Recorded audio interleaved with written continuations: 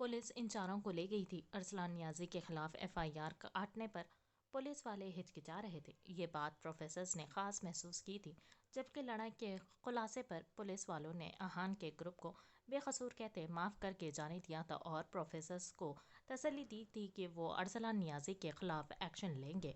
लेकिन वो सभी जानते थे कि पुलिस वाले सिर्फ इनको टाल रहे थे। वो अरसलान नियाजी के बाप से एफआईआर मुस्तरद करने की कीमत लेते और इसे छोड़ देते। एहान को भी हॉस्पिटल पहुंचा दिया गया था। इसके पाँव का खून अब भी रस रहा था। एक रात अपने दोस्तों के साथ हॉस्पिटल में गुजारने के बाद वो वापस घर आ गया था, पर इनके ग्रुप को एक हफ्ते के लिए कॉलेज से रेस्ट्रिकेट कर दिया गया था और अरसलान नियाजी के ग्रुप को 1 महीने के लिए। इन्होंने वजाहत की थी कि ये लड़ाई अरसलान नियाजी ने ही शुरू की थी,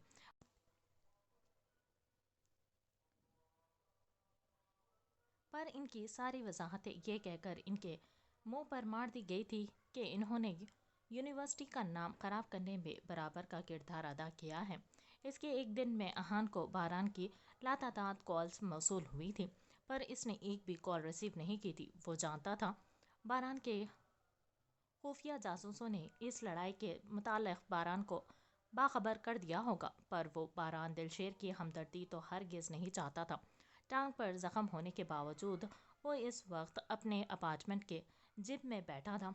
हॉस्पिटल से वो सीधा अपने अपार्टमेंट ही आया था। इसकी रान पर 3 टांके आए थे। डॉक्टर्स ने एहतियात का कहा था और कहा था कि 1 हफ्ते में ठीक हो जाएगा। औरत बहुत बेतबार चीज़ है फरीद, दौलत और हवस की मूरत। ज़िंदगी में पहली बार इसने अपने बाप के मुंह से ये जुमले सुने थे, वो भी अपनी सगी माँ जिसको कोख से वो जना गया था। मामा इतना तैयार होकर कहाँ जा रही हैं? ऊपर कहीं खलाओं को देखते वो बिल्कुल खामोश था। एहान को इस वक्त आसमान तक खालीपन लग रहा था। बाहर जा रही हूँ डार्लिंग, आपके लिए बर्गर लेकर आऊँगी। इसकी माँ अपनी लिपस्टिक दुरुस्त करती बोली तो 9 साला आहान का मुंह बना था। कैसे लाएंगी, बाबा की तो नौकरी ही नहीं है, हमारे पास तो पैसे ही नहीं हैं। इसके लहजे में बहुत अफसुर्दगी थी कि इसकी माँ चौंकी थी। फिर घुटनों के बल नीचे बैठते एहान के गाल को चूमा था। बाबा के पास नहीं है, पर मामा के पास तो है ना पैसे। अपनी माँ की बात सुनते वो खुशी से उछला था। पर मामा के पास पैसे कहाँ से आए? कुछ याद आने पर माँ से सवाल किया, क्योंकि इसके बाप ने तो दिए ही नहीं थे। मामा एक खुफिया नौकरी पर लगी है, वहाँ से मामा को अच्छी तनख्वाह मिलती है। बस तुम ये बात अपने बाबा और बारान को मत बताना, वरना कल से बर्गर नहीं मिलेगा। ज़रा सा बात घुमाकर आखिर में इसकी माँ ने डराया तो वो फौरन अपने होठों पर उंगली रख गया था, जैसे ये बहुत बड़ा सीक्रेट हो।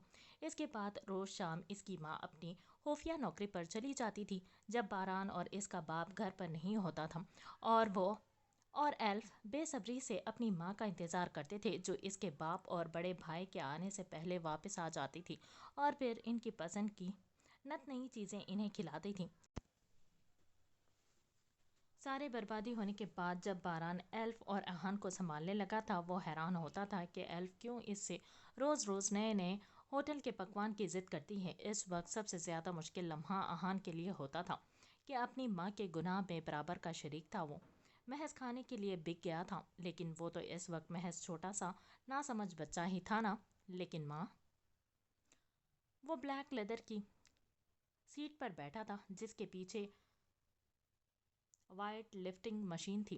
एहान की आंखें एक जगह साकित थी, जबकि आंखों से न जाने कब गरम सियाल जारी हुआ था। इसे इल्म ही नहीं था, वो रो नहीं रहा था, फिर न जाने क्यों इसकी आंखों बरस रही थी।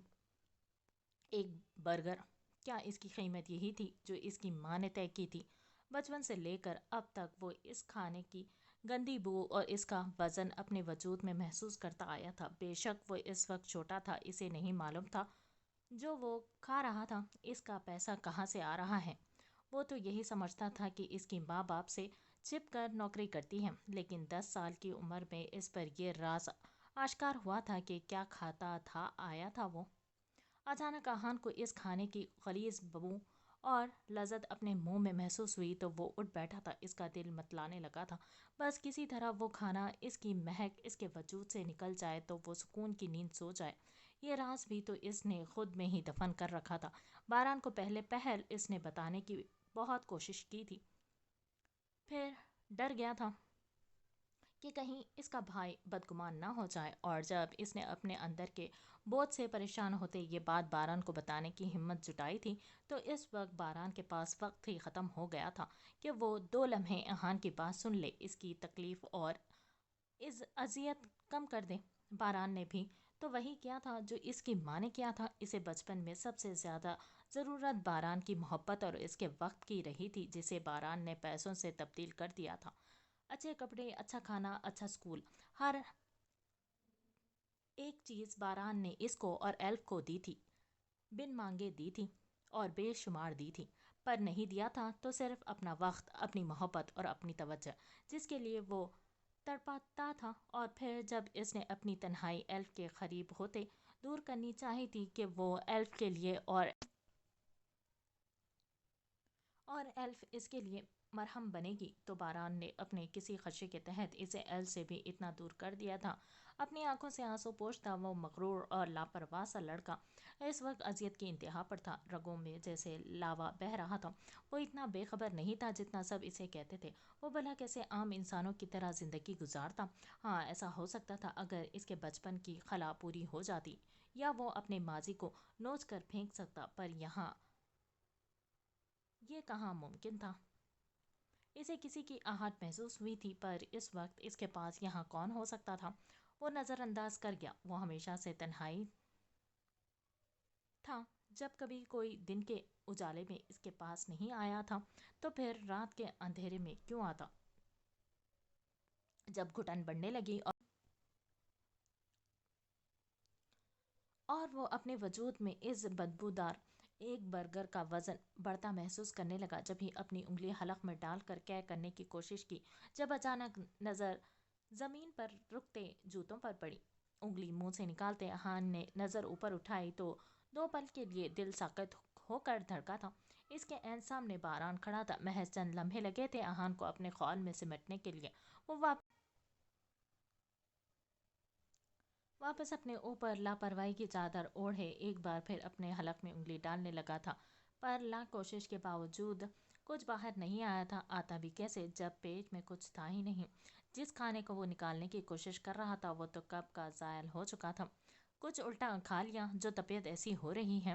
ایہان کے خود کو نظر انداز کرنے کے باوجود بھی وہ ایہان کے پاس بیٹھتے نرمی اور محبت سے پوچھنے لگا۔ اتنی رات باران کا یہاں آنا بالکل غیر متوقع تھا۔ جتنا سخت باران دلشیر باہر والوں کے لیے تھا، اتنی ہی نرمی کی انتہا اس کی ایہان کے لیے تھی۔ ایلف سے تو ملے اس کو سالوں گزر گئے تھے، پر اس کی پل پل کی خبر باران دلشیر کو ملتے رہتی تھی۔ ہاں، ایہان نے مختصر جواب دیا تھا۔ وہ جتنا ہو سکے باران کو اتنا نظر انداز کرتا تھا۔ اس کا نظر انداز کرنا اور گریز باران بخوبی جانتا تھا۔ ایسی چیز کھاتے کیوں ہوں جس سے یہ حالت ہو جائے؟ باران کے پوچھنے پر ایہان کی آنکھوں میں تلخی کا تاثر ابھر آیا تھا۔ اگر انسان کو معلوم ہو جو وہ کھا رہا ہے وہ ناسور بن جائے گا تو انسان فاقہ کر لے۔ بعض دفعہ ہم بے دھیانی میں زہر کھا لیتے ہیں، اثر بعد میں ہوتا ہے۔ وہ غصے سے کہتا وہاں سے کھڑا ہونے لگا تھا جب ٹانگ کی تکلیف سے کراہ اٹھا تھا۔ اس کی تکلیف دیکھ کر باران کے نقش پر تناؤ آیا تھا۔ معلوم کیا ہے میں نے ارسلان نیازی کے بارے میں؟ ابھی تو خود بستر پر ہے، ایک بار درست ہو جائے تو ٹھیک سے سمجھاؤں گا۔ باران نے کھڑے ہوتے سرد لہجے میں کہا تو ایہان چلتے چلتے رکا اور پلٹ کر باران کو دیکھا۔ میرے معاملات سے دور رہیں، میں اپنی لڑائی خود لڑ سکتا ہوں، بچہ نہیں ہوں اب۔ ایہان کی آواز میں غصہ ظاہر تھا۔ باران اس کے جملے پر ہنسا تھا۔ وہ کیوں بھول گیا تھا وہ جتنا بھی بڑا ہو جائے اس سے چھوٹا تھا۔ تم بچے ہی ہو ایہان، باران نے اس کے مقابل کھڑے ہوتے کہا۔ وہ خط کاٹ میں باران کے برابر یا 1 انچ لمبا تھا، لیکن اتنی کثرت کے باوجود بھی ان دونوں میں باران کی جسامت زیادہ نمایاں تھی۔ میں بچہ نہیں ہوں، ہاں، لیکن جب بچہ تھا تب بھی اپنے مسئلے اکیلے ہی حل کرتا تھا۔ پل بھر میں وہ باران کی مسکراہٹ چھین گیا تھا۔ اس نے سچ کہا تھا، پر حقیقت کڑوی تھی۔ میں نیچے جا رہا ہوں، شرفو سے کہہ دو گا وہ آپ کا کمرہ صاف کر دے گا۔ آپ رکیں گے تو نہیں؟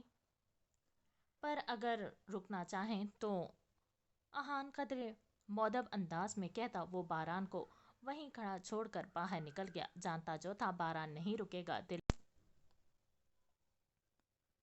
میں ایک امنگ سی اٹھی تھی کہ اسے کہے رک جاؤ، پر اب وہ دل کی سنتا ہی کب تھا۔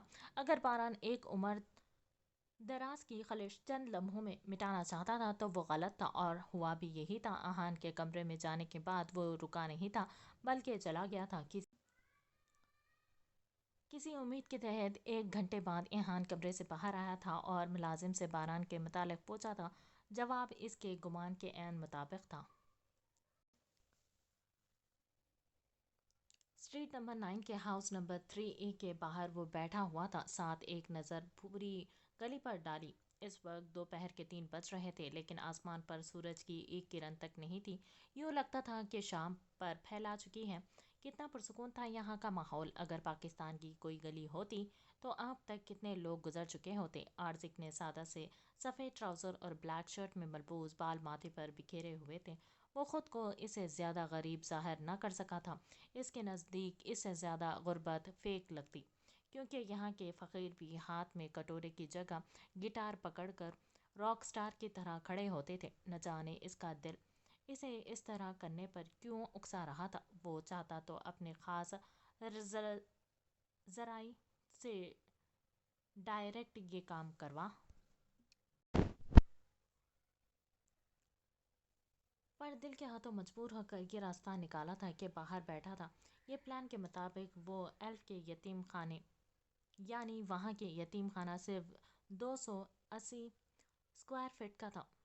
رہائش لحاظ سے ایک گھر جس میں ایلف کے ساتھ یتیم بچے رہتے تھے۔ گھر کا باہر کا رنگ پورا سفید تھا، تقریباً گلی میں موجود ہر گھر کا رنگ سفید تھا، اور گھر کا مین ڈور لکڑی کا تھا جیسے عام گھروں کے اندر ہوتے ہیں، صرف وہ چوڑائی میں زیادہ تھا۔ دروازے کے دونوں طرف پودوں کے گملے رکھے تھے اور درمیان میں دروازے کے عین سامنے آرٹیفیشل گراس۔ وہ اسی گھاس پر بیٹھا تھا اور شدت سے دروازہ کھلنے کا انتظار کر رہا تھا۔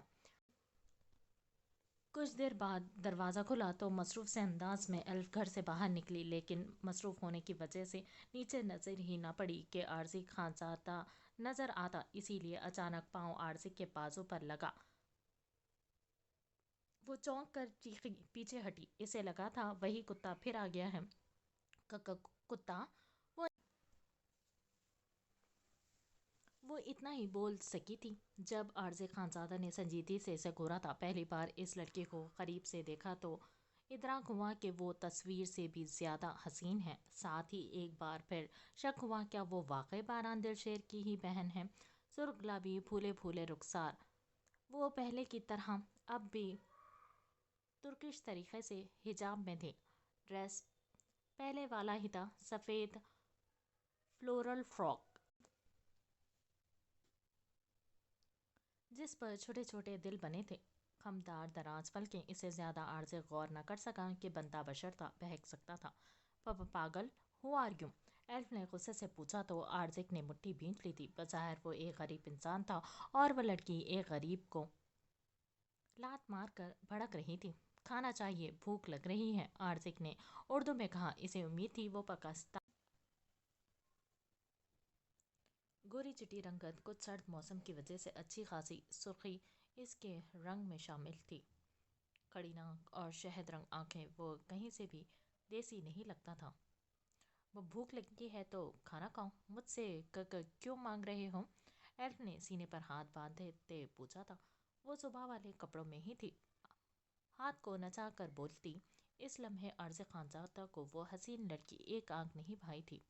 کھانا نہیں ہے نا؟ بے دھیانی میں غیر ارادی طور پر عارضک نے ایلف کی نقل اتاری تھی، لیکن یہ دیکھتے ایلف کو پتنگے لگ گئے تھے۔ ایلف کا غصے سے پھولتا منہ دیکھ کر عارضک نے زبان دانتوں تلے دبائی تھی۔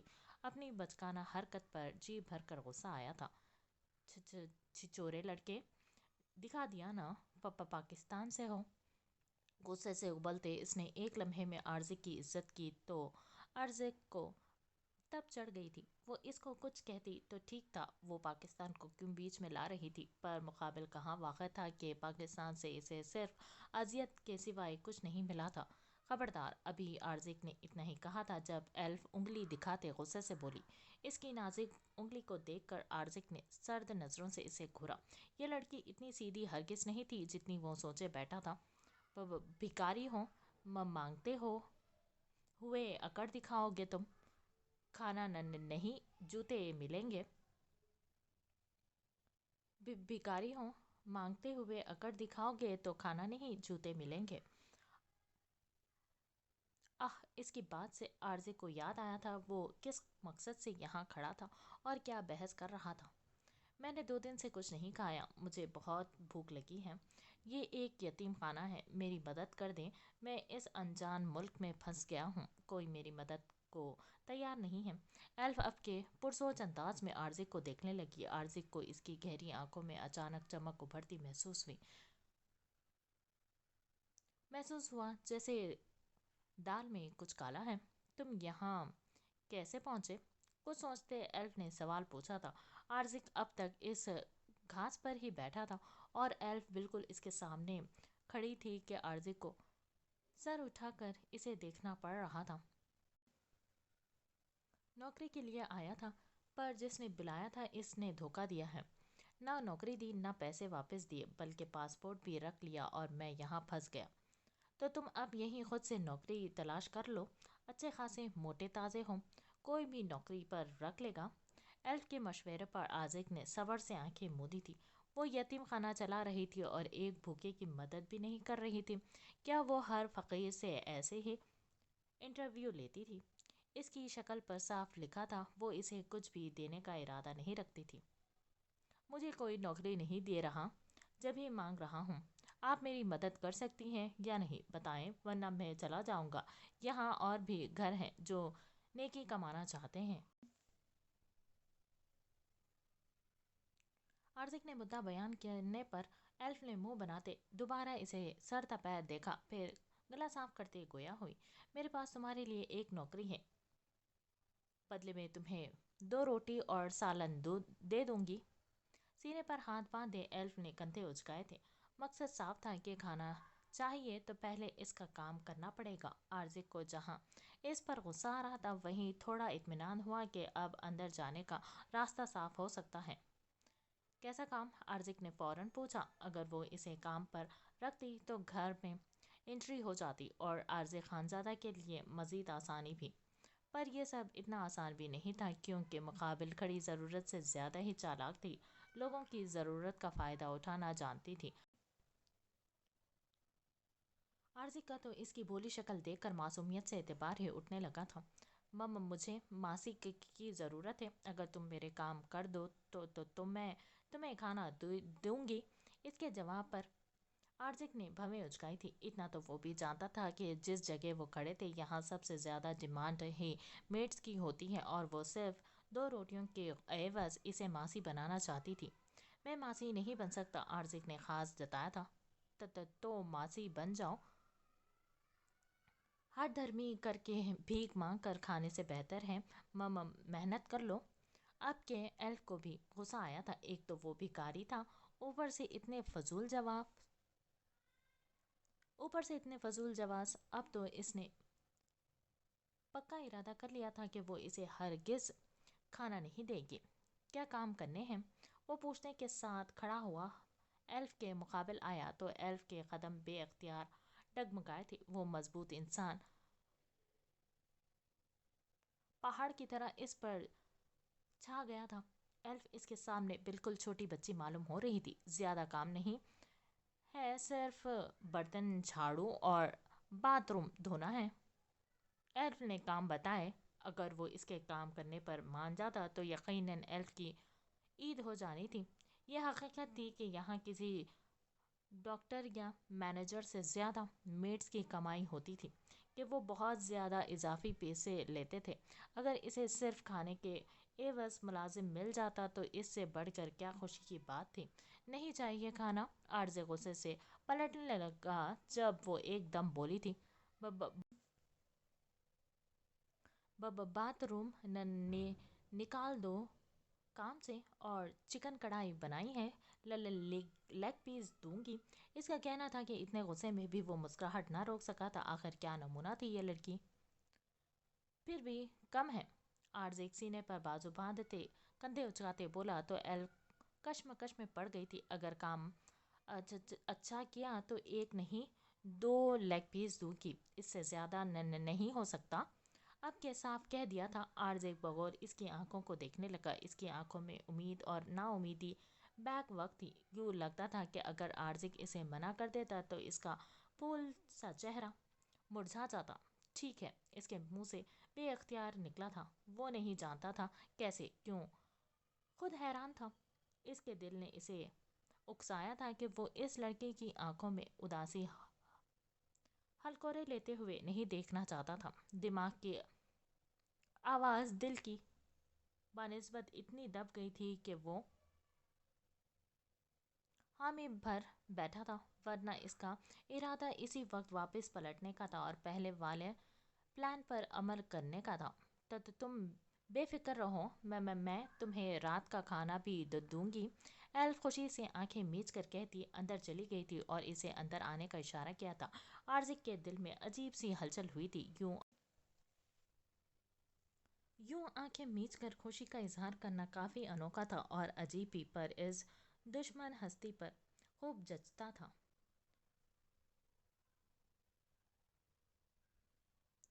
پر عنقریب جس کے چہرے سے وہ خوشی نام و نشان چھیننے والا تھا،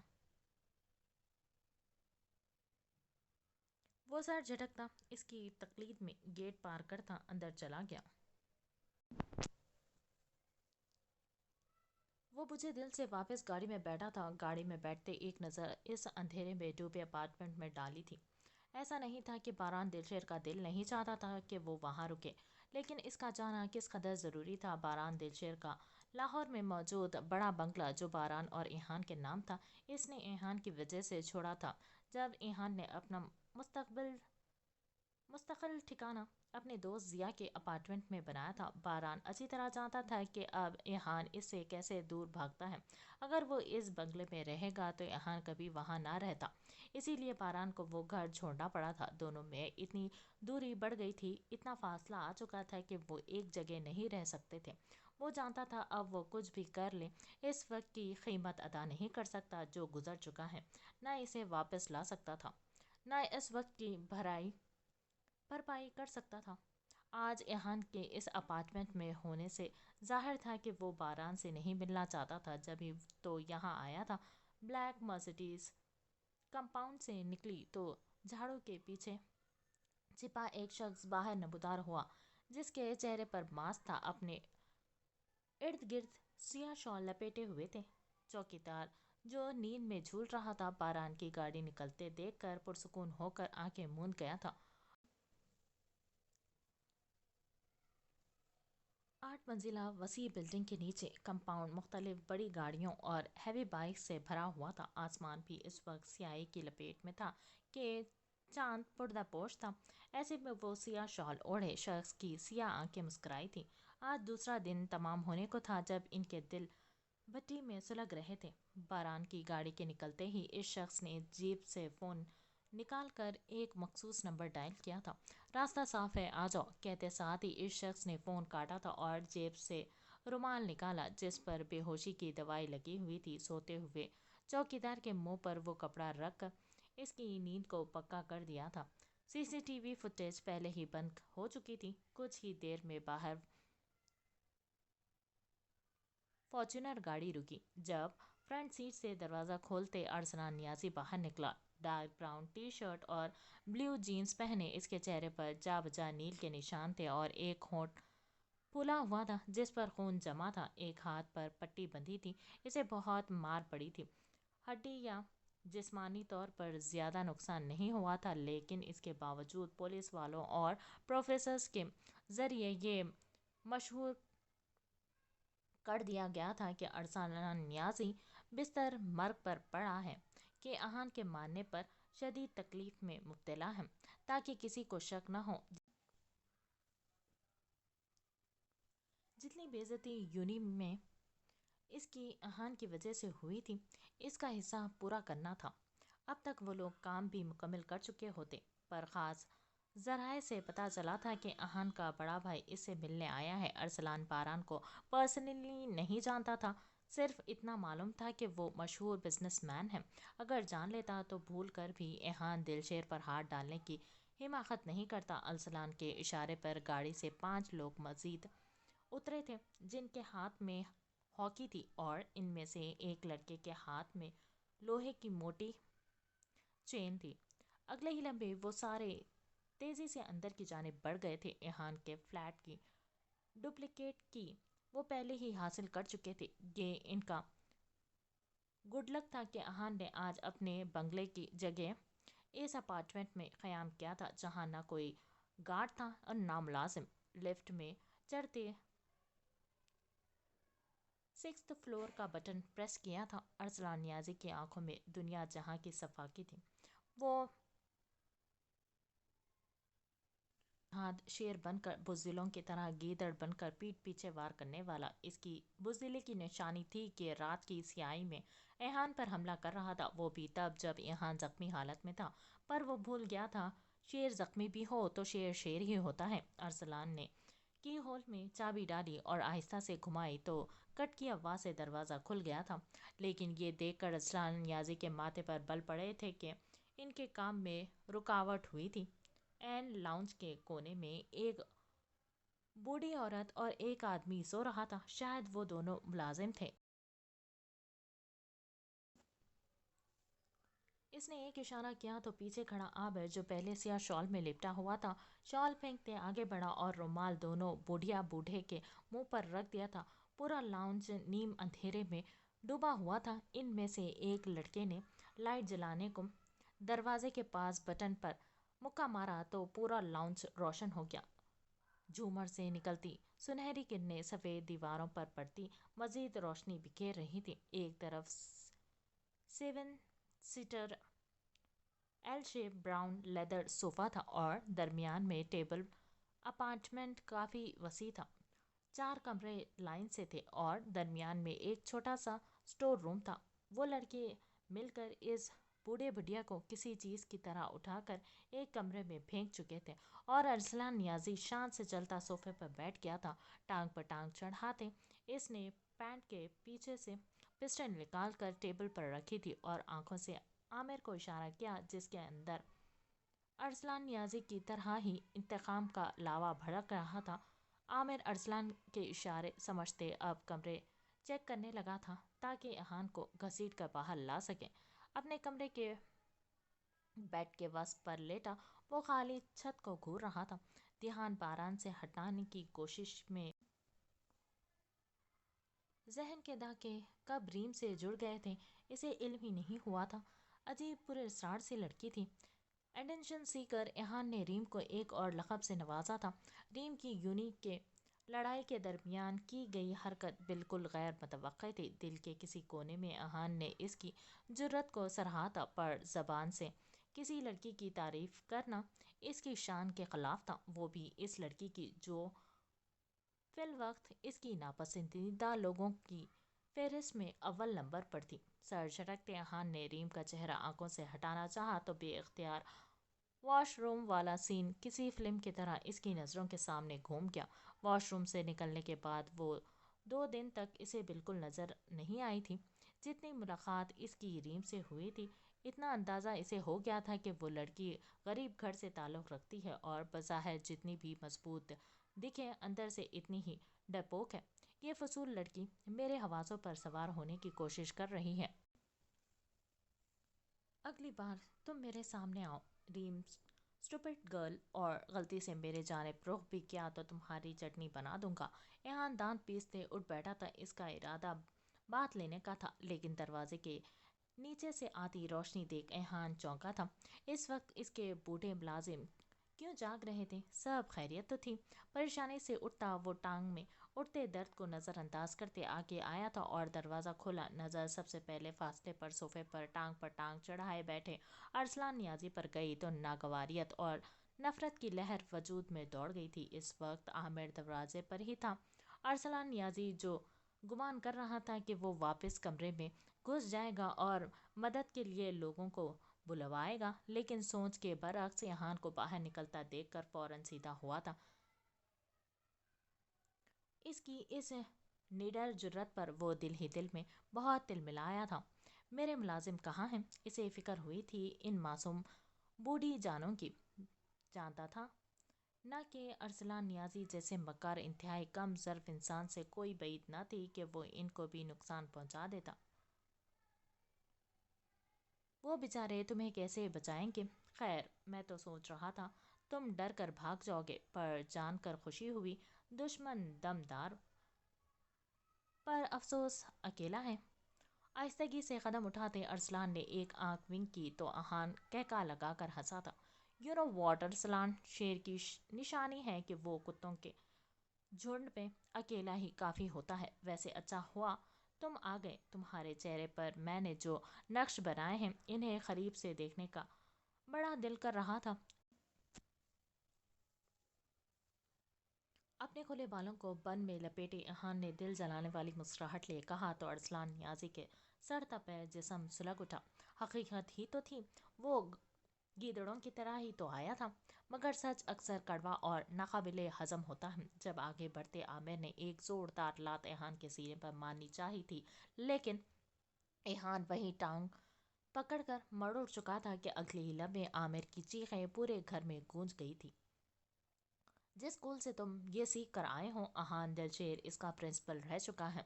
बर्दाश्त का पैमाना लबरेज हुआ तो बिना किसी लिहाज के आमिर को बाजू मरोड़ कर कट की आवाज़ से हड्डी टूट गई थी। और किसी को आना है? अरसलान नियाजी को देखकर नफरत से पूछा तो यकीनन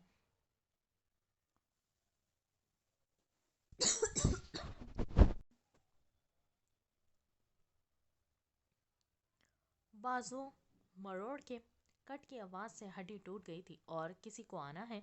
अरसलान नियाजी को देख नफरत से पूछा तो बकिया 5 अरसलान समेत एक साथ इस पर हावी हुए। नियाजी का पहला वार इसकी थाई थी जहां पर पट्टी बंदी थी।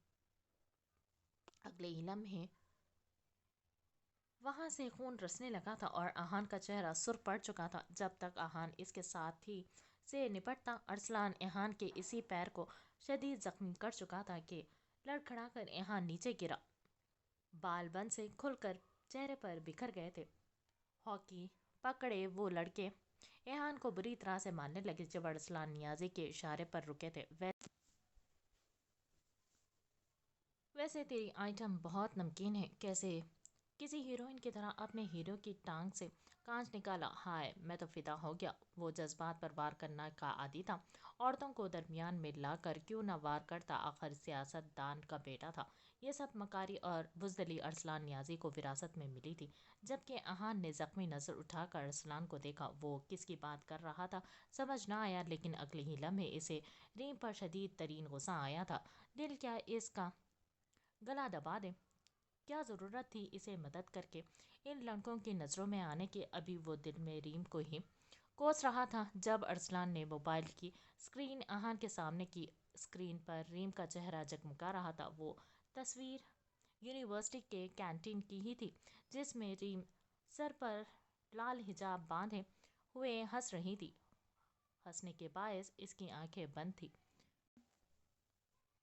दिखा दी नहीं अपनी औकात, बुज़दिल कहीं के। औरत पर ही आना है तो चूड़ियाँ पहन लें। एहान गुस्से से दहाड़ा। इस शख्स का गलाजत से रीम की तस्वीर को देखना एहान को आतिश फिशा बना रहा था, लेकिन इसकी चूड़ियाँ पहनने वाली बात पर अरसलान ने एक ज़ोरदार मुक्का एहान के मुंह पर मारा।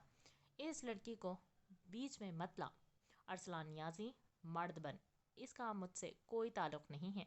एहान बेबसी से बोला। जो भी था, रीम भी बेकसूर थी। एहान इसे अपनी दुश्मनी के भेंट नहीं चढ़ा सकता था, ना ही वो हर वक्त अरसलान नियाजी से इसकी हिफाजत कर सकता था। तेरी गर्लफ्रेंड नहीं है जानता हूँ, पर है तो मस्त।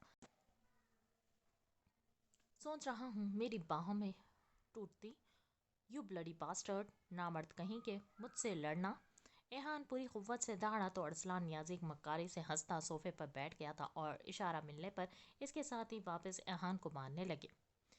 इसकी टांग ज़ाया कर दो। सारी ज़िंदगी व्हील चेयर पर घूमेगा तो अंदाज़ा होगा अरसलान नियाजी से पंगा का अंजाम क्या होता है। फिरौनियत से कहता वो नफरत से अहान को देखने लगा, जबकि आमिर आंखों में आंसू लिए अहान को देख रहा था।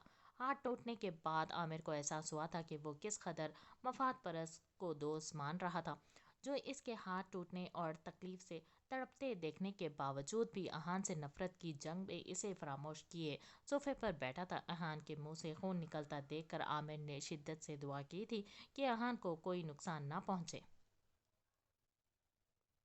बोले, फराज शाह।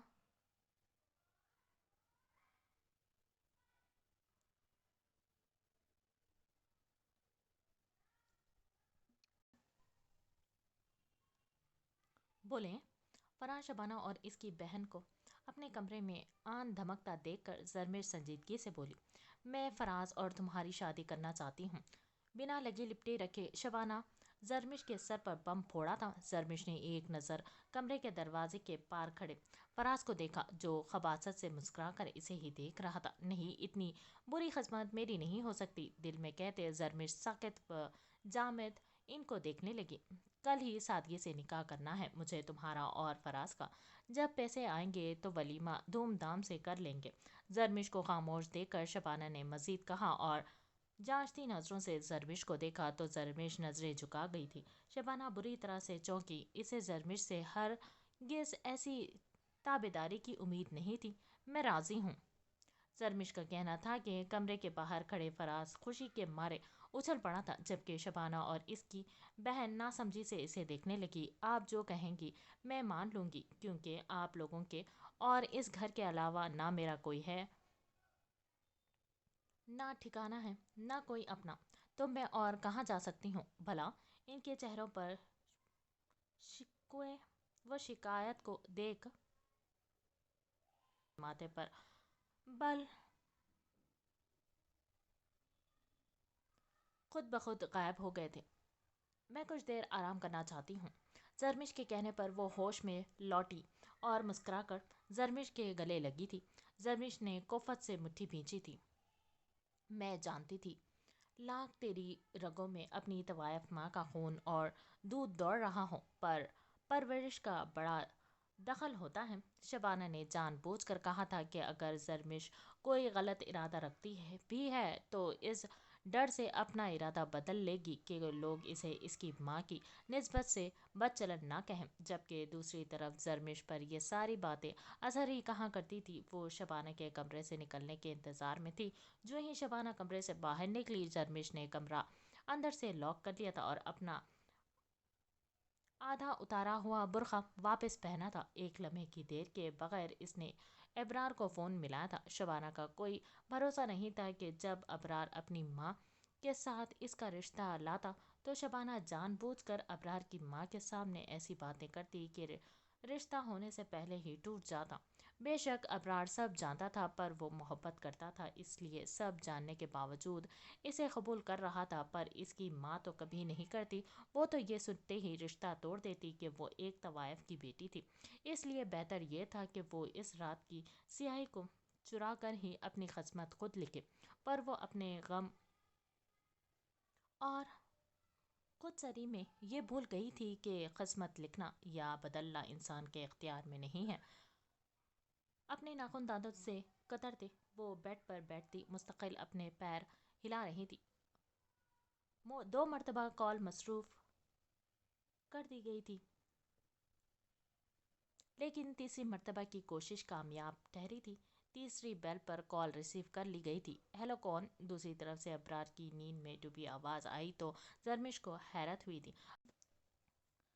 अगर वो सो रहा था तो बार बार कॉल मसरफ कौन कर रहा था, ये वक्त शक करने का नहीं था। इसीलिए फ़ौरन जरमिश ने इसकी बात का जवाब दिया था। मैं जरमिश बात कर रही हूँ। जरमिश के नाम बताने पर दूसरी तरफ से अचानक कॉल म्यूट कर दी गई थी।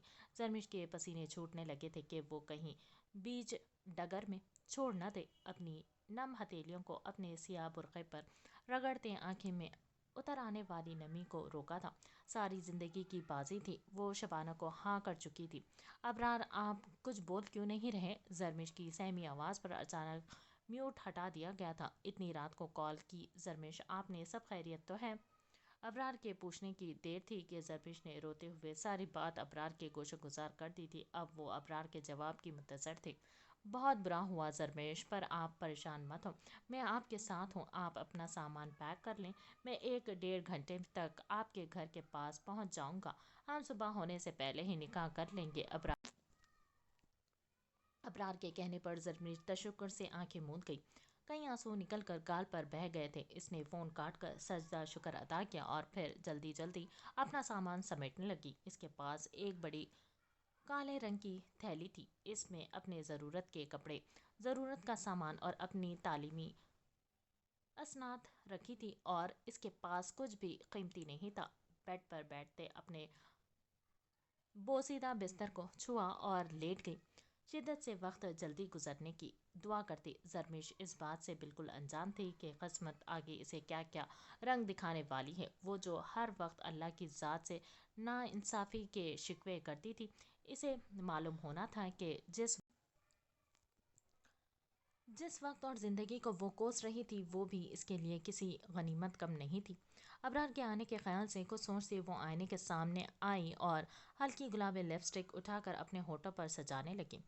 میں جانتی ہوں اس کے بعد مجھے بھی سب بچلن کہیں گے، پر مجھے فرق نہیں پڑتا، کیونکہ میں یہاں دوبارہ کبھی نہیں لوٹوں گی۔ شیشے میں دکھتے اپنے عکس سے کہتی وہ کمرے سے باہر نکلتی تاکہ باہر کا جائزہ لے سکے۔ شبانہ اور اس کی بہن اپنے کمرے میں تھی، شاید سو چکی تھی، کیونکہ کمرے میں اندھیرا تھا، اور فراز صحن میں رکھی چارپائی پر سو رہا تھا۔ آدھا گھنٹہ مزید گزرا تو ابرار کی کال آئی تھی۔ وہ خاموشی سے بنا آواز پیدا کیے گھر کی دہلیز پار کر گئی تھی، یہ جانے بغیر وجہ کوئی بھی ہو، لیکن رات گھر کی دہلیز پار کرنے والی لڑکیاں بہت مہنگی قیمت چکاتی ہیں۔ ابرار کی گاڑی گلی کے کونے پر کھڑی تھی۔ وہ بھاگتی ہوئی گاڑی کا دروازہ کھولتی فرنٹ سیٹ پر بیٹھ گئی تھی اور سامان کی تھیلی پاؤں میں رکھ لی تھی۔ ابرار کی گاڑی زیادہ بڑی نہیں تھی، سفید رنگ کی مہران تھی، پر زرمش کے لیے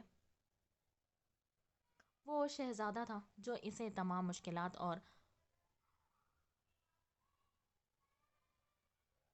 مصیبتوں سے دور، بہت دور، ایک شہزادی بنا کر لے جانے والا تھا۔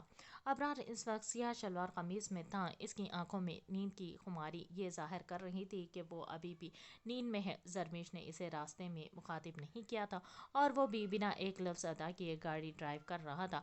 ہم کہاں جا رہے ہیں ابرار؟ آدھے گھنٹے کی مستقل ڈرائیونگ کے بعد زرمش نے سنسان علاقے دیکھتے پوچھا تو ابرار گہرا مسکرایا تھا۔ بس منزل زیادہ دور نہیں ہے، محنت کا صلہ ملنے والا ہے۔ ابرار کے لہجے میں خوشی اور جوش کے ساتھ پراسرار بھی تھے۔ لاکھ خدشے جھٹکنے کے باوجود اسے ابرار کی باتیں عجیب لگ رہی تھی۔ کون سی منزل اور کون سی محنت؟ زرمش نے دوپٹہ درست کرتے الجھ کر پوچھا تو ابرار نے ڈیش بورڈ سے سلائس جوس کا ڈبہ اٹھا کر زرمش کو دیا تھا۔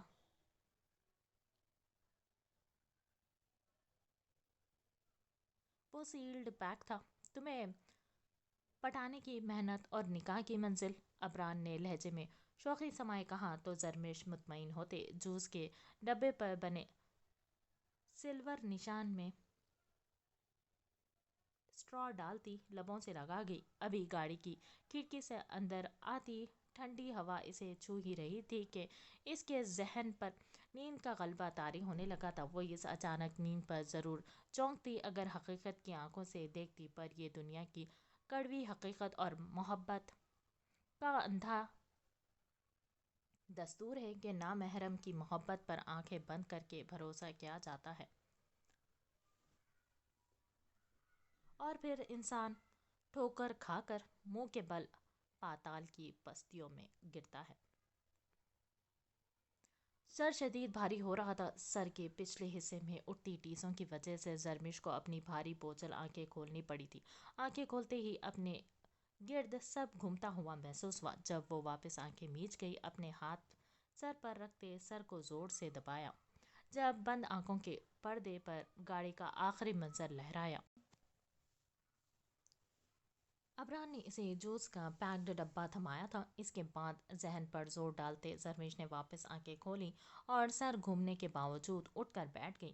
आयत दिमागी से नजरें चारों तरफ दौड़ाने लगी। जब कुछ लम्हे बाद मंजर साफ दिखाई देने लगा, गुलाबी रंग की लंबी दीवारें जिस पर अलग अलग औरतों की रक्स करती तस्वीर पोर्ट्रेट हुई थी। सात तस्वीर के इर्द गिर्द गोल्डन बत्तियों की लड़ी रोशन थी। कमरे के वस में मसेरी थी जिस पर सुर्ख रेशम की चादर थी। कमरे के एक कोने में बड़े साइज का स्पीकर रखा था और दूसरे कोने में कपड़े टांगने का स्टैंड जिसमें रंगीन चमकदार कपड़े टंगे थे। वो हैरत से ये सब कुछ देखने लगी थी। सर दर्द जैसे भूल गया था। मसीरी के बराबर में छोटा सा टेबल था जिस पर अगरबत्तियां जल रही थी। ये खुशबू जरमिश के वहशतनाक लगती इसके एसाब पर हथौड़े बरसाने लगी थी। सामने ही लकड़ी का दरवाज़ा था जिसमें कांच के रंगीन शीशे सब्त थे। अब अबरार, इसके होठों ने जुम्बिश की थी। शिद्दत से कुछ गलत होने का एहसास इसके रूह तड़पा रहा था। वो कांपती टांगों से खड़ी हुई थी तो एहसास हुआ कि जिस्म हल्का हल्का है। नज़र खुद पर पड़ी तो बेख्तियार हाथ दिल पर गया था और आंखें फटने को हुई थी। इसके जिस्म पर अबाया तो दूर दूर तक दुपट्टा तक नहीं था। इसके बाल भी खुले हुए थे। दिल इस ख्याल पर तड़प उठा था कि क्या वो लुट चुकी है, अपना सब कुछ खो चुकी है। पर अगले लम्हे में अपने जहन की नफ़ी की थी। नहीं, इसे अपने वजूद में कोई बदला महसूस नहीं हो रहा था। दिल में कुछ लम्हे इत्मीनान हुआ और अगले ही पल वो दरवाजे की जानिब भागी थी।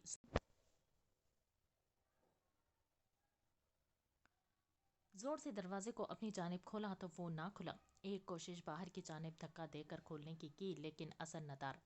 पागलों की तरह अपने सर को पकड़ती वो कमरे में खिड़की तलाश करने लगी, पर वहाँ वो होती तो मिलती। इसका दिल इसे गवाही दे रहा था कि वो गलत मुकाम पर पहुंच चुकी हैं। बाहर से आती रक्स की आवाज़ इसको ये बताने के लिए काफ़ी थी वो बची नहीं थी। एक उम्र ज़माने की ठोकरों में गुजारी थी, पर बाहर की दुनिया इतनी बुरी और खौफजदा नहीं थी जितना ये कमरा था। खोलो दरवाज़ा, कोई है, प्लीज़ खोलो इसे। आंसू कतार दर कतार मोतियों की लड़ी की सूरत बहने लगे।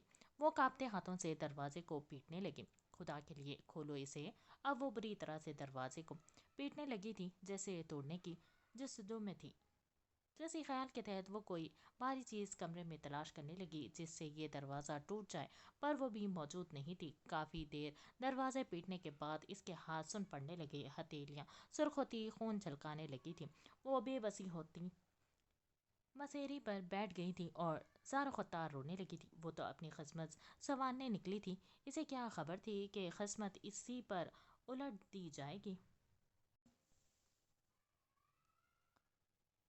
अफसोस तो ये था कि इतनी तजुर्बेकार होने के बावजूद वो किसी अनजान पर इतनी जल्दी भरोसा कर गई थी। तुम्हें कीड़े खाएं अबरार, तुम कुत्ते की मौत मरो, तुम रोड पर निकलो और टैंकर तुम्हें कुचल जाए बेगैरत। वो रोते हुए मुस्तकिल अबरार को बदुआ दे रही थी। जरमान इनारा बीबी की हम शक्ल जाग गई है। काफ़ी शोर मचा। अभी वो बोल ही रही थी जब जरमान ने ज़ोर से इस लड़की के पाँव पर अपना जूता मारा था और फिक्रमंदी से बानोबाई की तरफ देखा जो रेशम से बातों में मसरूफ़ थी। शायद शुक्र बानोबाई ने यह सुना नहीं था। अगले ही लम्हे जरिबान इस लड़की को हाथ दबोचती इसे कमरे राहदारी में ले गई और एक जोरदार थप्पड़ इस लड़की के मुंह पर मारा। अगर दोबारा तुम्हारे मुंह से इनारा का नाम निकला या तुमने किसी से कहा कि वो लड़की इनारा की हम शक्ल है तो तुम्हें जिंदा जला दूंगी। बाकी दोनों लड़कियों को भी बता दो, समझी। उसे से कहती जरिबान पीछे मुड़ी तो अपने ऐन पीछे रेशम को देखकर ठटक गई थी। क्या चल रहा है जरिबान तुम्हारे दिमाग में? और इनारा की हमशक्ल कौन? कहीं किसी खतरनाक खदशे के तहत रेशमा ने मुंह पर हाथ रख लिया था, जबकि रेशमा की बात सुनते जरिमान कमीनगी के मुस्कुराने लगी। फिर पीछे मुड़कर इस लड़की को घूरा जो अब तक वहीं खड़ी थी। जाओ यहाँ से और अभी पिटने दो इस लड़की को दरवाज़ा। जाओ यहाँ से और अभी पीटने दो इस लड़की को दरवाज़ा। सलमान के हुक्म सादिर करने पर वो लड़की चली गई थी, जबकि रेशमा भवे सुकेड़ती सलमान को देखने लगी। अब ابھی ذہن پر زور مت ڈالو ریشما، ابھی تو گیم شروع ہوئی ہے، ابھی تو میں نے ایسا جال بچھانا ہے جو سب کو دنگ کر دے گا۔ اپنے بال جھٹکتے زریمان وہاں سے چلی گئی تھی، جبکہ ریشما مسکراہٹ دباتی زریمان کے پیچھے چلتی تھی۔ اسے اشتیاق تھا وجیہہ کی دوسری بیٹی کو دیکھنے کا۔ کیا ان کے کوٹھے پر اب دو دو مجسم حسن تھی؟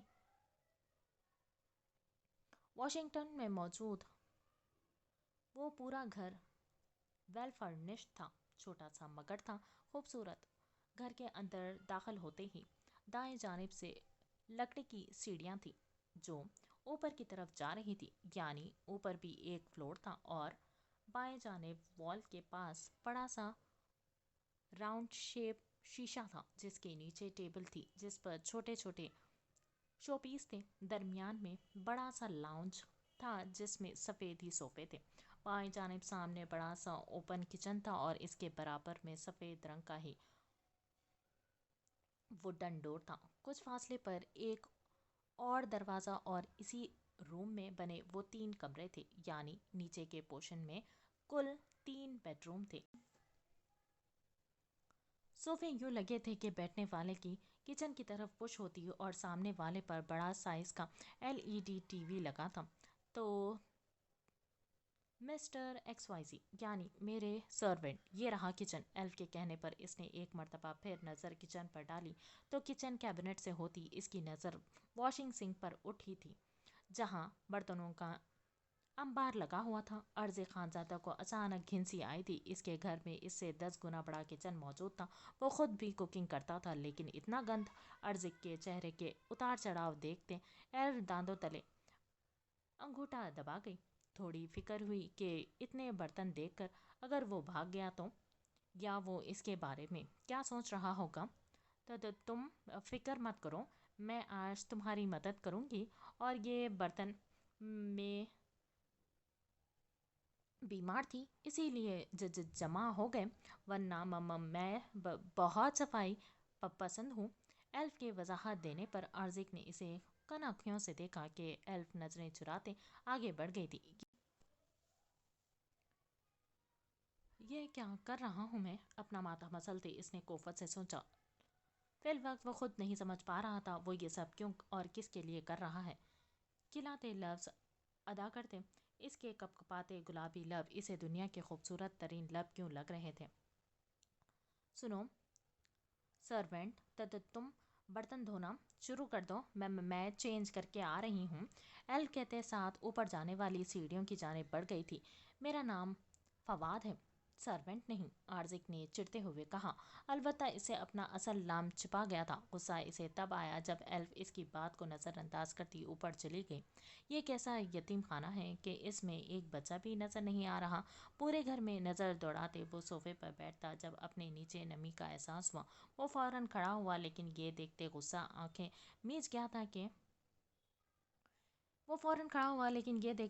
آنکھیں میچ گیا کہ صوفے پر نیوٹریلا کا جار گرا ہوا تھا، بوتل کونے میں، لیکن اس کے اندر کا نیوٹریلا جو صوفے پر لگا تھا اس کا ٹراؤزر خراب کر گیا تھا۔ یہ گھر ہے یا کچرا کنڈی؟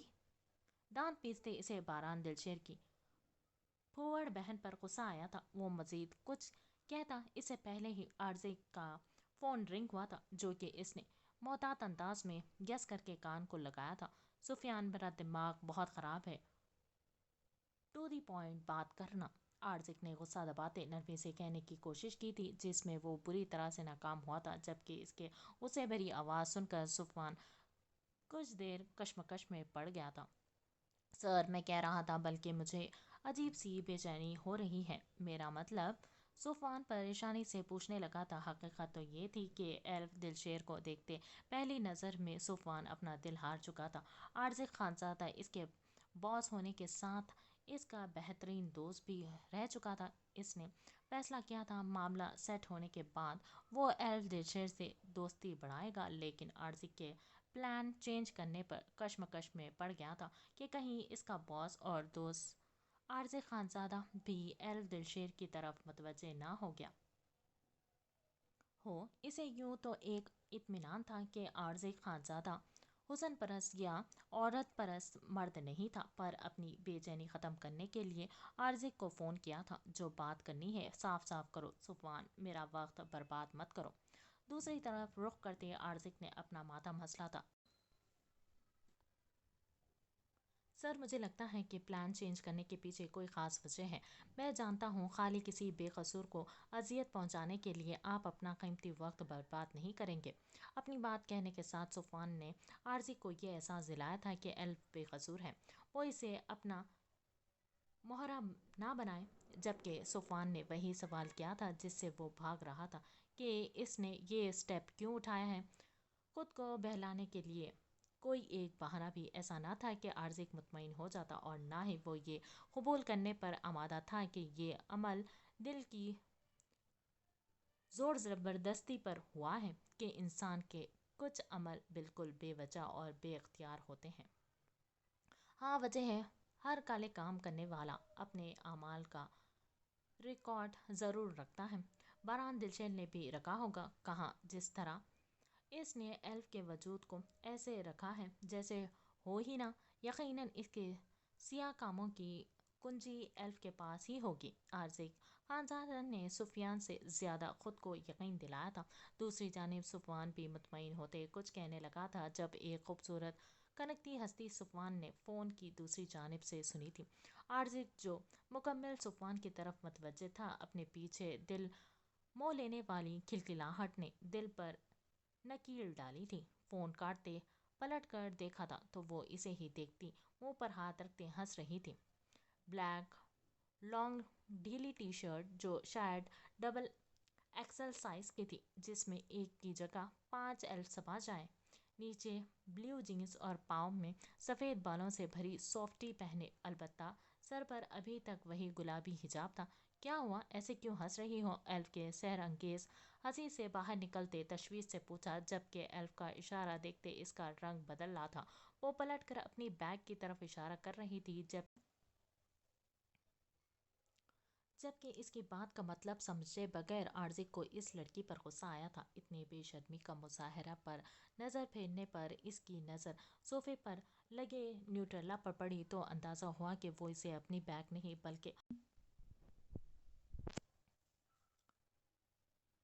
आर्ज़ी खानज़ादा को इसकी बैग पर लगे गंद का बता रही थी। एकदम आर्ज़ी के होंठ मुस्कुराए थे। इसको वॉश कर लो, बच्चे आने वाले हैं, समझ गए तुम? कहते कहते एल्फ फिर से हंसने लगी, जबकि इसकी बात का मतलब समझते आर्ज़ी का चेहरा सुर्ख पड़ गया था। अजीब बेहुदा लड़की थी। वो किचन में गया और अपना मोबाइल स्लैब पर रखते दीवार पर लगे टिश्यू रोल से टिश्यू खींचते लगा। एक साथ ढेर सारे टिश्यू खींचने पर एकदम एल्फ चीखी थी, ए पागल, ये पैसों का है, आता है माले मुफ्त दिले बेरहम। एल्फ ने गुस्से से आरजे के हाथ से टिश्यू वापस लिए तो आरजे खानजादा का दिल क्या इन्हीं टिश्यू से इसका कफन बना दे। तो फिर ये किससे साफ करूं? इसने तंजिया पूछा। एल्फ ने इसके तंज पर इसे घूरा, फिर नलके की तरफ इशारा किया। आजिक ने गहरी सांस लेते खुद पर कंट्रोल किया। तुम चोर हो? वो जो पानी से हाथ को गीला करते ट्राउज़र साफ कर रहा था, चौंक कर पलटा, पर एल्फ के हाथ में अपना महंगा तरीन फ़ोन देखते अपनी बेवकूफ़ी पर जी भर कर कुड़ गया। भला एक गरीब के पास इतना महंगा फ़ोन कैसे हो सकता था? वो अपना फ़ोन बदलना तो भूल ही गया था।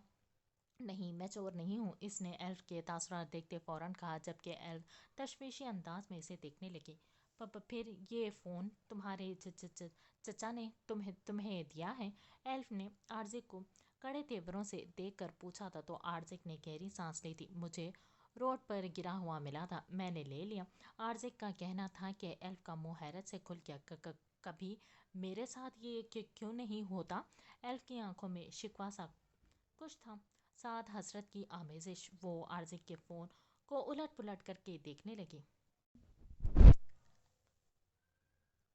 तो तुम्हें पता है यहाँ पर एप्पल स्टोर होते हैं? तो तुम जानते हो पुलिस कभी भी तुम्हें इस फ़ोन की वजह से पकड़ सकती है। एल्फ ने संजीदगी से कहा तो अर्जिक नज़रअंदाज करता वापस अपनी पैंट साफ करने लगा। तो तुम ایک کام کرو، تم یہ مجھے بھیج دو، میرے کام بھی آ جائے گا، اور اگر کوئی پولیس کا چکر ہوا تو آئی ول مینیج اٹ۔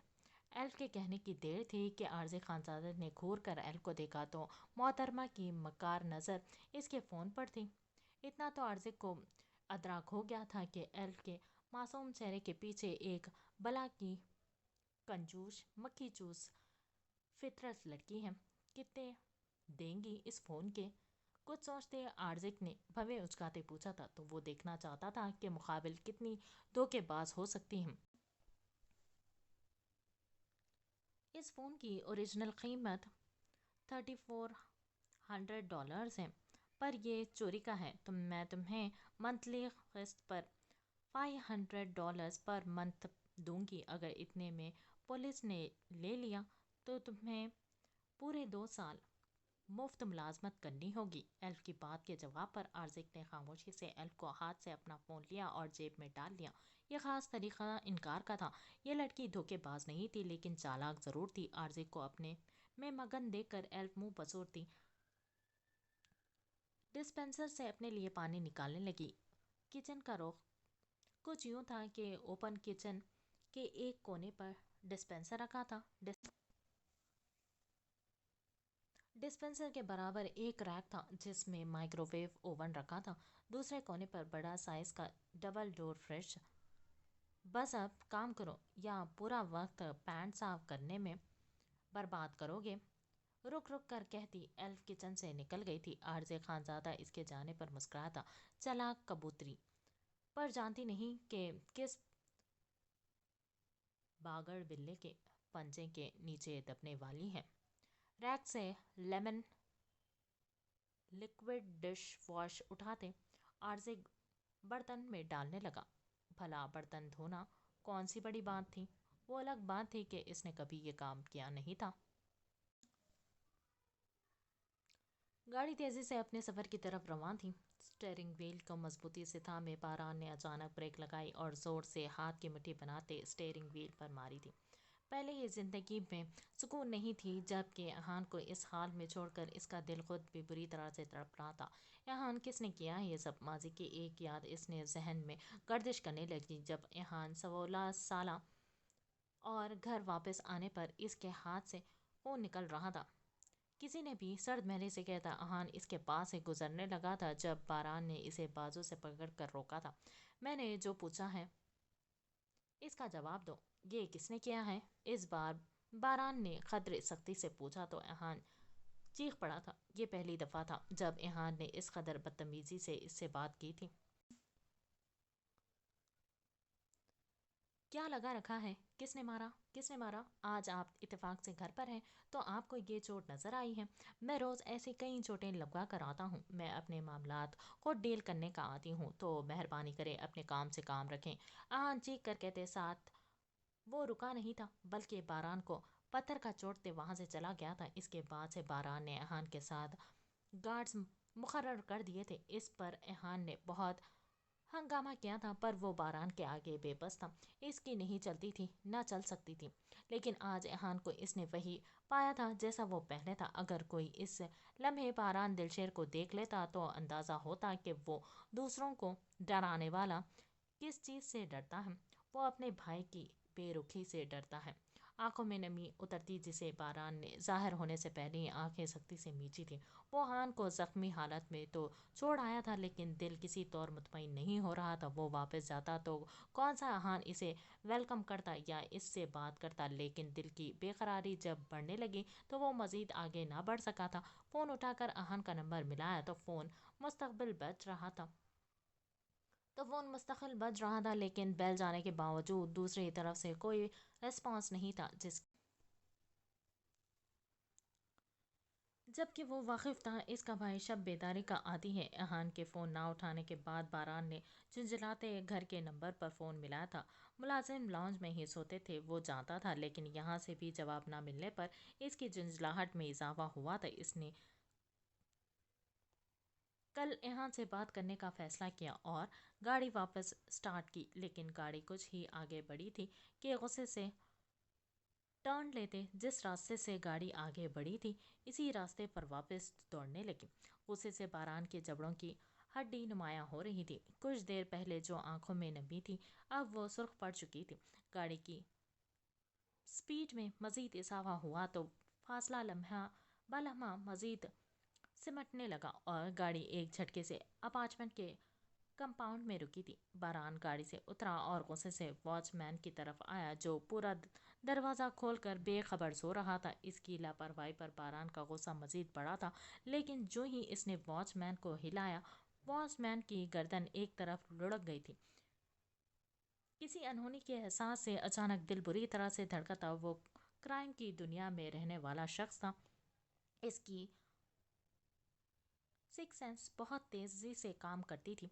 वॉचमैन से होती इसकी नज़र गेट के सामने खड़ी वैन पर पड़ी। फिर फौरन सर उठाकर ऊपर देखा तो 6 फ्लोर की लाइट ऑन थी। पल भर के लिए बारान के कदम डगमगाए थे। अगले ही लम्हे गाड़ी से अपने रिवॉल्वर निकालते वो ऊपर की जानिब भागा था। तेजी से सीढ़ियाँ फलांगते वो 2 मिनट के अंदर अहान के फ्लैट के सामने था। अंदर से हल्की हल्की आवाज़ें आ रही थी पर मुकम्मल सुन पाना मुश्किल था। जेब से चाबी निकालते कि हॉल में घुमाई थी और सरहद से अंदर दाखिल हुआ तो बुरी तरह से धचका लगा था। एहान लबों ने सरगोशी की थी। एक लम्हा लगा था इसे जब इसने अपनी गन से मारने वालों में से एक की पाँव का निशाना बांधा था। वो जो एहान को मारने में मसरूफ थे और बारान को नहीं देखा था। गोली लगने से एकदम सन्नाटा छा गया था। जबकि जिसे गोली लगी थी वो टांग पकड़े चीखने लगा। आहा ने बमुश्किल नज़र ऊपर उठाई तो शिद्दत गम से दिल फटने लगा। अरसलान नियाजी ने फौरन अपनी गन उठाते दरवाजे पर खड़े इस लंबे चौड़े शख्स को निशाना बांधा था जो आहान दिलशेर से शबाहत रखता था। स्याह शर्ट जिसके ऊपर के बटन खुले हुए थे, गिरेबान से इसका मजबूत सीना झलक रहा था। कफ कोहनियों तक फोल्ड किए थे जिसके बायस इसके हाथ की उभरती मोटी रगें वाज़ेह हो रही थी। इसके गुस्से का आलम यह था कि बारान की गर्दन की मोटी रगें भी ज़ाहिर हो रही थी। इससे पहले कि अरसलान बारान पर निशाना बांधता, बारान की गन से निकलने वाले शोले ने अरसलान नियाजी के हाथ में बोसा देते हथेली में सुराख कर दिया था और अरसलान नियाजी के हाथ में पकड़ी गन पीछे किचन में जा गिरी थी। अरसलान ने चीखते हुए अपना हाथ पकड़ा जब बारान ने पलटते लाउंज का लकड़ी का दरवाज़ा बंद किया और हाथ से घड़ी उतारने लगा। बहुत बड़ी गलती की है तुम लोगों ने। बारान दिलशेर एक बार खुद पर वार करने वालों को माफ़ कर सकता है, पर जुमला मुकम्मल होने से पहले अरसलान के इशारे पर वो सारे एक साथ इस पर हावी हुए थे। क्योंकि बारान गन वापस अपनी पैंट में रख चुका था, पर वो सब भूल गए थे कि बारान दिलशेर कौन है। वो आहान की तरह यूनी में पढ़ने वाला लड़का नहीं था जो लड़ाई का आदी ना हो या एक साथ इतने सारों का मुकाबला ना कर पाए। वो सब इसके लिए सबसे आसान गेम की तरह थे। वो इंटरनेशनल लेवल पर फाइटिंग सीख चुका था और सालों से इसकी प्रैक्टिस अपने दुश्मनों पर कर रहा था। फिर ये यूनिवर्सिटी में पढ़ने वाले 5 लड़के कौन सी बड़ी बात थी। जोरदार झटके से इनको पीछे करते बारान ने अगले ही लम्हे एक को वापस खींचते इसके हाथ में पकड़ी हॉकी को इसके कंधे में अटकाकर इस तरह घुमाया कि अगले ही लम्हे हॉकी समेत इस लड़के की हड्डी भी टूट गई थी। पर इसके बाद भी बारान रुका नहीं था। इसके सर पर जैसे खून सवार था। इस लड़के का सर पकड़ते इससे पहले बारान गर्दन तोड़ता। एहान चीखा था। बारान की नज़र एहान पर पड़ी तो पल भर के लिए बारान ठहरा था। एहान की आंखों में आंसू के साथ नमी थी।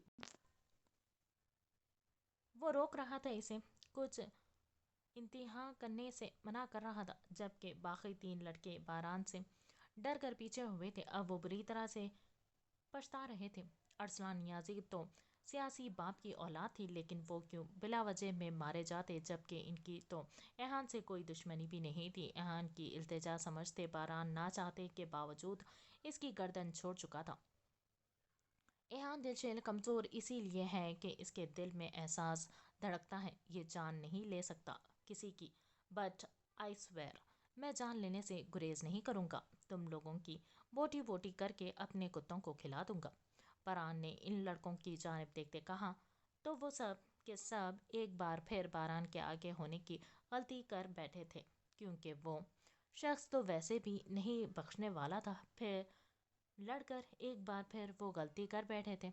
महज 2 मिनट का वक्त लगा था। बिना इनकी हड्डियां तोड़े वो इन्हें ढेर कर चुका था। इनमें से किसी एक की भी हिम्मत नहीं थी कि वो ज़मीन से उठ पाते, और अगर हिम्मत होती वो तब भी उठने का इरादा नहीं रखते थे कि बारान दिलशेर के वहशीपन और दरिंदगी से डर गए थे। जबकि अब बारान के होठों पर इस्तेज़ाहिया मुस्कुराहट थी और कदम अरसलान नियाजी की तरफ बढ़ने लगे थे। तुम मुझे जानते नहीं हो?" सोफे के पीछे होते अरसलान नियाजी इतराफ में देखते लगा था कि कहीं से गन नजर आ जाए, लेकिन गन किचन में जाती न जाने कौन से कोने में जा घुसी थी। "मुझे जाने का शौक भी नहीं है ना ज़रूरत, पर अब ज़रूरी है कि मैं पर अब ज़रूरी है कि तुम मुझे बहुत अच्छे से जान लो।" कहते साथ ही बारान ने गिरेबान से पकड़कर झटका दिया तो अरसलान सोफे से टकरा था, मुंह के बल बारान के कदमों में गिरा था। बालों से दबोचते बारान ने इसे अपने मुकाबिल किया और एक जोरदार मुक्का इसकी नाक पर मारा कि वो नाक पकड़ता चीखने लगा। इसकी नाक से खून बहने लगा। सर्द तरीन नज़रों से अरसलान का तड़पता वजूद देखते बारान ने अपनी शर्ट उतारी और अरसलान नियाजी के मुंह में ठोंस दी थी, ताकि इसकी चीखें निकलने से पहले घुट जाए। और अगले ही लम्हे अरसलान को झटका दिया तो वो सोफे पर बैठता रोते हुए नफ़ी में सर हिलाने लगा। बारान ऐन इसके सामने टेबल पर बैठ गया और दोनों कोनियाँ अपने घुटनों पर टिकाई। को सोचते गर्दन मोड़कर पीछे देखा तो हाँ नीम वहाँ आंखों से इसे ही देख रहा था, जिसमें अब भी इल्तिजा थी। पर बारान मुकम्मल नज़रअंदाज करते अरसलान नियाजी की तरफ बढ़ा था। अरसलान नियाजी जो मौका को बारान की पैंट से गन निकाल रहा था,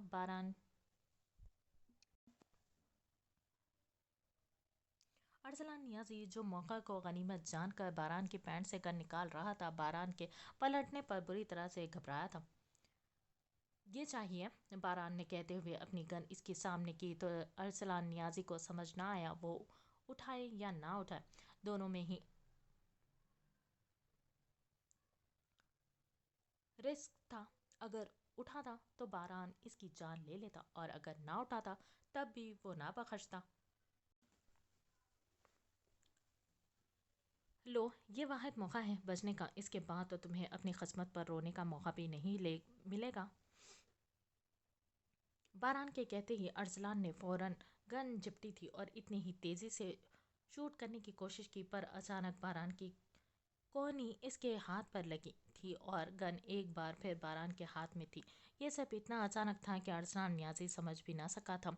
"अच्छी कोशिश थी, अब गौर से सुनो। अपने सियासी क्रिमिनल बॉब से एक मर्तबा ज़रूर पूछना कि बारान दिलशेर किस बला का नाम है, तो तुम्हें इसके भाई पर हाथ डालने पर अपने पैदा होने पर अफसोस होगा।" हंसते हुए बारान ने वो गन अरसलान के कंधे पर मारी थी तो वो दर्द से बिलबिलाते ज़मीन पर लौट गया था। बारान ने इसे वापस सोफे पर बिठाया था, इसके हाथ की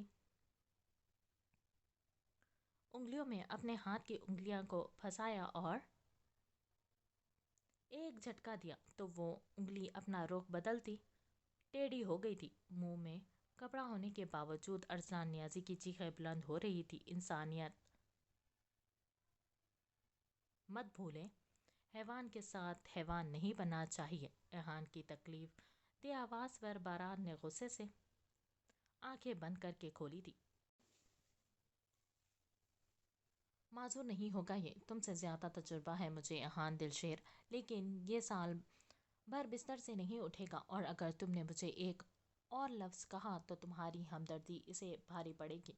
मैं इसे मौत की नींद सुला दूंगा।" कहते साथ ही बारान ने अरसलान के मुंह पर ज़ोरदार थप्पड़ मारा और फिर एक के बाद एक इतना मारा कि अरसलान नियाजी बेहोश हो गया। बारान ने इसके ज़ख्मी बेहोश वजूद को देखते गर्दन पर उंगली रखकर एक सांस नस दबाई थी। अंगूठे का रुख पिछली जानिब था। अब अरसलान नियाजी होश में तो आता پر بولنے سے محروم ہو جاتا۔ جب تک اس کا علاج ہوتا اس کی آواز واپس آنے میں ایک لمبا عرصہ جانا تھا، اور جو زخم باران نے اسے دیے تھے وہ بستر سے نہیں اٹھنے والا تھا۔ اچانک اس نے ٹیبل پر رکھی فروٹ باسکٹ سے چھری اٹھائی تھی اور ارسلان نیازی کی تھائی پر زوردار وار کیا، اسی جگہ جہاں اس نے ایہان کو زخم دیا تھا۔ پھر ہاتھ جھٹکتے ایک ٹھوکر ارسلان نیازی کے جسم پر مارتے، فون ملاتے کان سے لگایا تھا۔ تیسری بیل پر فون اٹھا لیا گیا تھا۔ لوکیشن بھیجتے ہیں،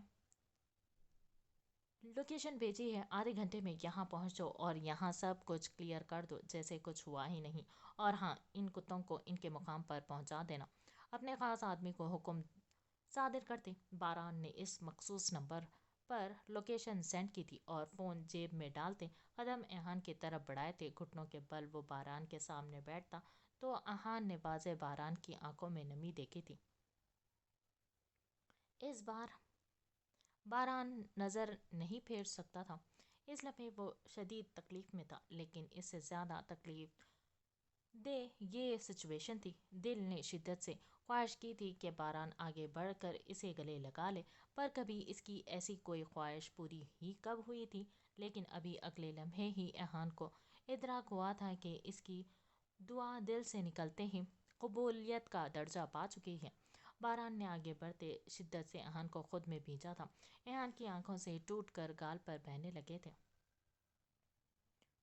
دھندلی ہوتی آنکھوں کے ساتھ ایہان نے اپنے ہاتھوں کا حصار باران کے گرد کھینچا، جہاں پر اس کے حواس نے اتنی مہلت نہیں دی تھی کہ وہ باران کی پکڑ میں ہوش کھو چکا تھا۔ ایہان کے وجود کو ڈھیلا پڑتے دیکھ کر باران فوراً اس سے جدا ہوا تھا، اور اگلے ہی لمحے ہی اسے اپنے مضبوط بازو میں اٹھایا تھا۔ کوئی اور ہوتا تو حیرت کرتا کہ وہ کتنے آرام سے ایک باڈی بلڈر لڑکے کو گود میں اٹھا کر چل رہا تھا، لیکن کوئی باران دلشیر سے پوچھتا جس کی نظریں ایہان پر تھی، جو آج بھی اسے وہی 10 سالہ بچہ محسوس ہو رہا تھا جو بہت شوق سے اس کی گود میں چڑھتا تھا۔ وقت کے گزر جانے کا احساس شدت سے ہوا تھا کہ وہ اس کے سینے پر لوٹنے والا اس کا لاڈلا بھائی کتنا بڑا ہو گیا ہے۔ چھوڑو، میرے ساتھ یہ مت کرو، میں مر جاؤں گی، کہتے ساتھ ہی اس کی آنکھوں سے آنسو گرنے لگے، لیکن مقابل کی پکڑ مزید مضبوط ہوئی تھی کہ وہ اس کی گردن پر اپنے دانت گاڑ چکا تھا۔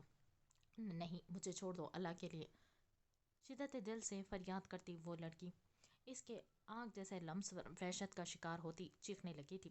کمر پر سخت ہوتی اس کی پکڑ اور منہ سے آتی عجیب سی بو اس گھٹیا شخص کی کیفیت کا بتا دے رہی تھی۔ پلیز چھوڑ دو۔ زرمش روتے روتے سو گئی تھی۔ نہ جانے کتنے گھنٹوں بعد واپس آنکھ کھلی تو سگریٹ کی بو ناک اور ذہن پر چڑھنے لگی تھی۔ چند لمحے لگے تھے اس کا ذہن بیدار ہونے میں۔ وہ نہ جانے کس جگہ تھی اور سگریٹ کی بو اس کے پاس کسی مرد کے ہونے کی نشاندہی کر رہی تھی۔ وہ جھٹکے سے مسیری سے اٹھی تو یہ دیکھ دھچکا لگا کہ سامنے سر سے لے کر پیر تک سجی ایک عورت منہ میں سگریٹ دبائے اسے ہی دیکھ رہی تھی۔ وہ عورت شکل و صورت میں پیاری تھی، پر مکاری اس کی آنکھوں سے ٹپک رہی تھی۔ سیاہ آنکھوں میں گہری کاٹ اور کمینگی بھری مسکراہٹ تھی، البتہ سرخ لپسٹک سے سجے ہونٹوں کے درمیان سگریٹ دبی ہوئی تھی۔ بالوں کے جوڑے میں مقید کیے گہرے گلے کا سوٹ پہنے حسین سراپے کی مالک وہ عورت زرمش کو عذاب محسوس ہوئی تھی، جبکہ اس کی سوچ کے برعکس مقابل کو وہ ایک ننھی سہمی چڑیا لگ رہی تھی۔ بکھرا سراپا جسم پر پرانا بوسیدہ لباس، آنکھوں کے نیچے ہلکے چمڑی کافی روکھی پھیکی سی تھی۔ زریمان نے اسے دیکھتے منہ بگاڑا تھا۔ ابرار اندھا ہو گیا تھا ریشما، جبھی اس کی اتنی تعریف کر رہا تھا۔ اس کی سوتیلی ماں نے تو اس کے حسن کی ریڑھ مار دی ہے۔ زریمان سگریٹ کا گہرا کش لیتے ہوئے بولی، لیکن زرمش تو ابرار کے نام پر ہی دم ساتھ گئی تھی۔ اب ابرار کہاں ہیں؟ زرمش کا پوچھنا تھا کہ زریمان کے ساتھ کھڑی ریشما کو اس معصوم بکری پر رحم آیا تھا، جبکہ زریمان کہکہا لگا کر ہنس دی تھی۔ تمہارا ابرار سوبرو، باکردار، ایجوکیٹڈ، ویل سیٹلڈ مرد حقیقت میں اس کوٹھے کا ایک जरीमान के मुंह से गाली सुनते हुए जरमिश के आसान खता होने लगे थे। ये गालियां जरमिश के लिए आम थी।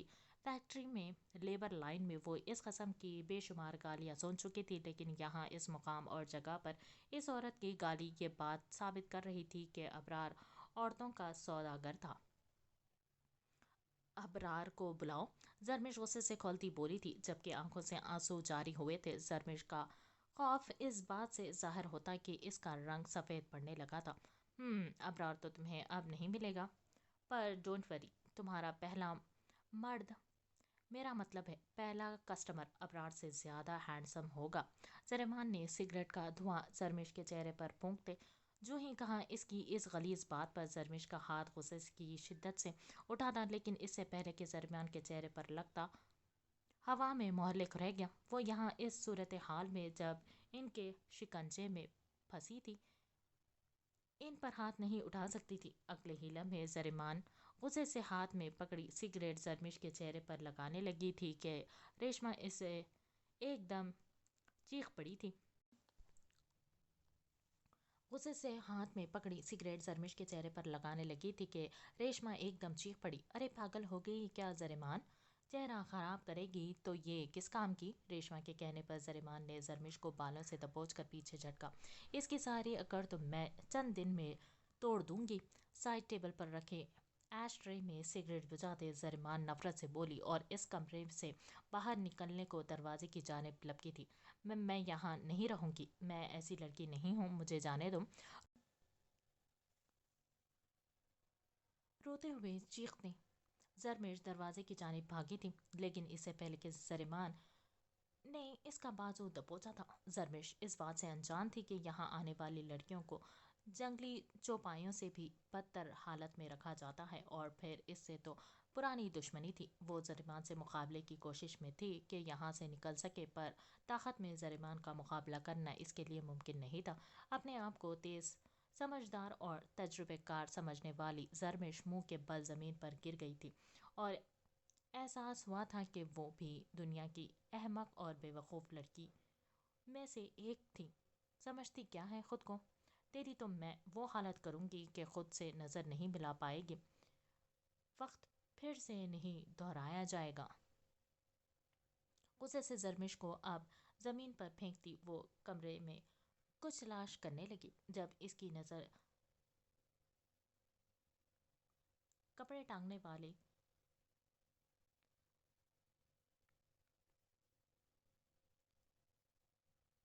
स्टैंड पर पड़ी, जिसके ऊपर लोहे का हैंगर लगा था।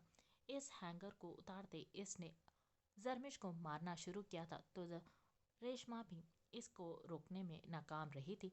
जरमिश की चीखें पूरे कमरे में गूंज रही थी। 5 मिनट बाद वो मार मार कर जरमिश की हालत बुरी कर चुकी थी कि जरमिश से करवट बदलना भी मुश्किल हो रहा था। जब गुस्सा कुछ ठंडा हुआ तो जरीमान ने हैंगर ज़मीन पर फेंका और रेशमा की जानिब मुतवज्जे हुई। खाना नहीं देना इसको, ना ही एक बूंद पानी, जब तक इसकी अकल ठिकाने ना लग जाए। 2 दिन, सिर्फ 2 दिन में मुझे इसका जहन और वजूद तैयार चाहिए। रेशमा, रेशमा को कहते जरबान कमरे से बाहर निकल गई थी, जबकि रेशमा बगौर ज़मीन पर सिसकती इस लड़की को देखने लगी, जिसके बोसीदा कपड़े रेशमा के मारने की वजह से जगह जगह से फट चुके थे। अफसोस भरी निगाह जरमिश के वजूद पर डालते रेशमा भी कमरे से निकल गई थी। अफसोस इसलिए कि अभी तो ये इस लड़की पर जुल्म की इब्तदा थी।